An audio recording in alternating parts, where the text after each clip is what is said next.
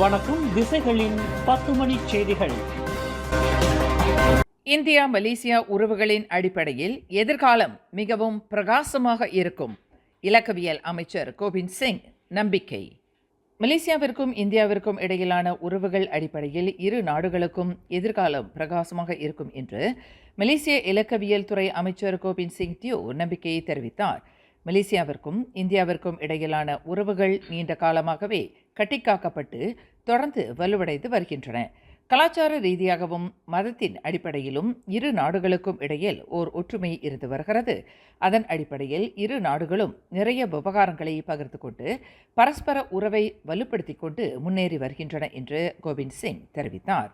இன்று ஜனவரி 8ஆம் தேதி தொடங்கி 3 தினங்களுக்கு இந்தியா ஒடிசா மாநிலம் தலைநகர் புவனேஸ்வரில் நடைபெறும் 18வது பிரவாசி மாநாட்டிற்கு வருகை புரிந்த கோவிந்த் சிங் ANI செய்தி நிறுவனத்திற்கு வழங்கிய சிறப்பு பேட்டியில் மேற்கண்ட நம்பிக்கையை தெரிவித்தார். உலகம் முழுவதும் புலம்பெயர்ந்த இந்தியர்களுக்காக ஆண்டுதோறும் நடத்தப்பட்டு வரும் இந்த பிரவாசி மாநாட்டில் மலேசியா சார்பில் கோவிந்த் சிங் கலந்து கொண்டுள்ளார். முன்னதாக மாநாட்டு மையத்திற்கு வருகை புரிந்த அமைச்சர் கோவிந்த் சிங்கிற்கு ஒடிசாவின் பாரம்பரிய மேளதாள இசை மற்றும் நடனத்துடன் மகத்தான வரவேற்பு நல்கப்பட்டது.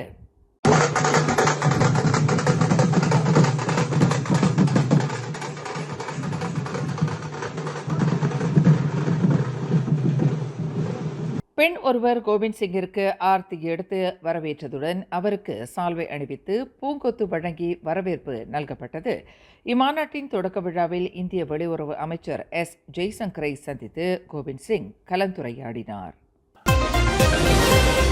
நீதிபதிகள் நியமன ஆணையத்தில் எந்தவொரு தரப்பினரும் தலையிட்டால் அல்லது குறுக்கிட்டால் அது ஒரு குற்றச்செயலாக கருதப்படும் என்று நாட்டின் தலைமை நீதிபதி துன் தங்கு மைமுன் துவான்மாட் எச்சரித்துள்ளார். குற்றவியல் சட்டம் 34வது பிரிவின் கீழ் இதுபோன்ற குறுக்கீடுகளை செய்து அந்த நபர் குற்றவாளி என்று நிரூபிக்கப்பட்டால் குறைந்தபட்சம் 2 ஆண்டு சிறை அல்லது 1 லட்சம் ரிங்கிட் வரை அபராதம் விதிக்கப்படும் என்று தலைமை நீதிபதி நினைவுறுத்தியுள்ளார். லஞ்ச ஊழலில் சம்பந்தப்பட்டுள்ளதாக சந்தேகிக்கப்படும் பெர்லிஸ் மாநில அரசு சார்புடைய ஏஜென்சியின் 2 பெண் அதிகாரிகள் மலேசிய ஊழல் தடுப்பு ஆணையத்தினால் கைது செய்யப்பட்டனர். தங்களின் சொந்த நலனுக்காக அரசு பணத்தை தவறாக பயன்படுத்தியதாக அந்த 2 அதிகாரிகளும் சந்தேகிக்கப்படுகின்றனர். அவ்விருவரும் மொத்தம் 6 லட்சம் ரிங்கிட்டை கையாடல் செய்ததாக நம்பப்படுகிறது. ஆடவர் ஒருவர் தனது நண்பர்களுடன் ஓர் உணவகத்தில் உணவருந்திக் கொண்டிருந்த போது சுட்டு கொலை செய்யப்பட்டுள்ளார். இச்சம்பவம் இன்று மதியம் 12 மணியளவில் ஜோஹர் பாரு தமான் சத்யா இண்டாவில் நிகழ்ந்தது. இதில் உள்ளூரைச் சேர்ந்த 40 வயது மதிக்கத்தக்க நபர் சம்பவ இடத்திலேயே மாண்டதாக ஜோஹர் பாரு ஸ்லாத்தான் மாவட்ட போலீஸ் தலைவர் ரவுப் ஸ்லாத்தான் தெரிவித்தார்.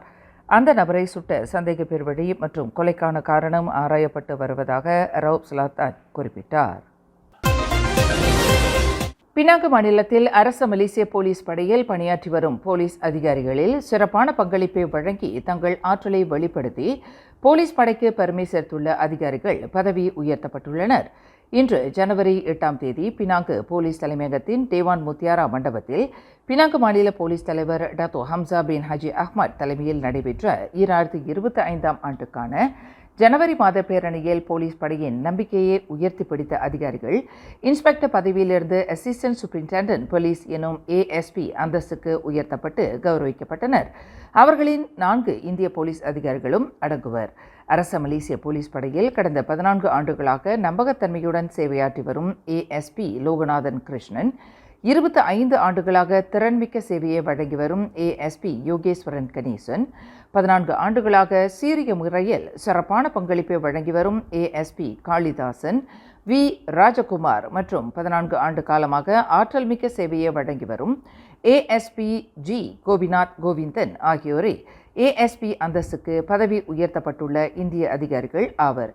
பதவி உயர்த்தப்பட்டுள்ள உயர் அதிகாரிகளுக்கு பினாங்கு மாநில போலீஸ் தலைவர் டத்தோ ஹம்சா அஹ்மத் பாராட்டு பத்திரமும் நற்சான்றிதழும் வழங்கி கௌரவித்தார். உயர்ந்த கல்வி மற்றும் உலக அரசியல் நடப்புகள் குறித்து பரந்த அனுபவத்தையும் தெளிவையும் தாம் கொண்டிருப்பதாக முன்னாள் பிரதமர் Dato Sri Najib Tun Razak Kuala Lumpur உயர்நீதிமன்றத்தில் தெரிவித்தார். இத்தகைய பரந்த அனுபவத்தையும் தெளிவையும் தாம் கொண்டிருந்த போதிலும் தவறான தகவலினால் அல்லது தவறான ஆலோசனைகளால் தவறு செய்துவிட்டதை நஜீப் பகிரங்கமாக ஒப்புக்கொண்டார். நஜீப்பிற்கு எதிராக உயர் நீதிமன்றத்தில் நடைபெற்று வரும் 1MDB வழக்கு விசாரணையில் தமது தற்காப்பு வாதத்தின் போது தாம் செய்த தவற்றை ஒப்புக்கொண்டார். அதேவேளையில் நாட்டை வழிநடத்தக்கூடிய பிரதமர் பொறுப்பில் தாம் அமர்ந்திருந்த நிலையில் நாட்டின் நிர்வாகம் தொடர்புடைய முடிவுகளை தாம் ஒருவரே எடுப்பதில்லை என்றும் அது கூட்டு முடிவாகும் என்றும் நஜீப் விளக்கினார்.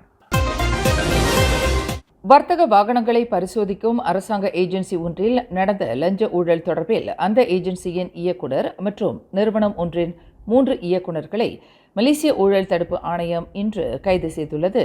வர்த்தக வாகனங்களுக்கு ரோடெக்ஸ் புதுப்பிக்கப்படுவதற்கு அனுமதிக்கப்படுவதற்கு முன்னதாக அந்த வாகனங்கள் சம்பந்தப்பட்ட அரசாங்க ஏஜென்சியில் பரிசோதனை உட்பட்டு அங்கீகார சான்றிதழ் பெற வேண்டும். அந்த சான்றிதழ்களை அங்கீகரிப்பதில் மிகப்பெரிய ஊழல் நடந்திருப்பதை தொடர்ந்து அதன் இயக்குநர் உட்பட 4 SPRMினால் கைது செய்யப்பட்டு தடுத்து வைக்கப்பட்டுள்ளனர்.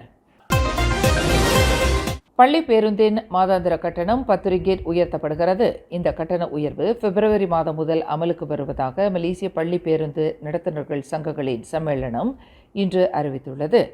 இது தங்கள் சம்மேளனத்தின் பரிந்துரைக்கு சென்ற போதிலும் இது பள்ளி பேருந்து நடத்துனருக்கும் பெற்றோருக்கும் இடையிலான பரஸ்பர ஒப்பந்தத்தை பொறுத்தது என்று அந்த சம்மேளனத்தின் தலைவர் முகமது ரஃபீக் முகமது யூசுப் தெரிவித்தார்.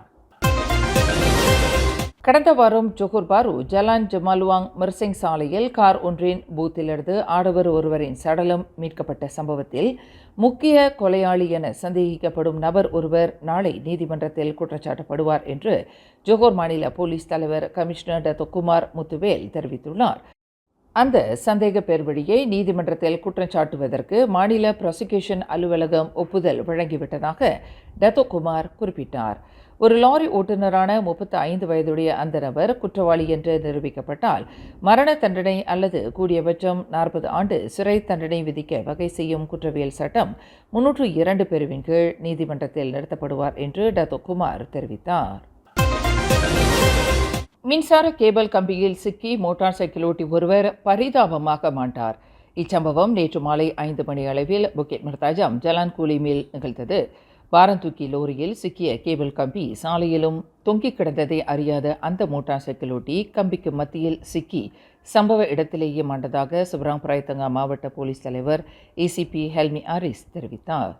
மேலும் செய்திகளை தெரிந்து கொள்ள கீழே இருக்கும் பெல் பட்டனை அழுத்துங்கள். உங்கள் மகிழ்ச்சியை வெளிப்படுத்த லைக் மற்றும் ஷேர் செய்யுங்கள். தொடர்ந்து திசைகளோடு இணைந்திருக்க சப்ஸ்கிரைப் செய்யுங்கள்.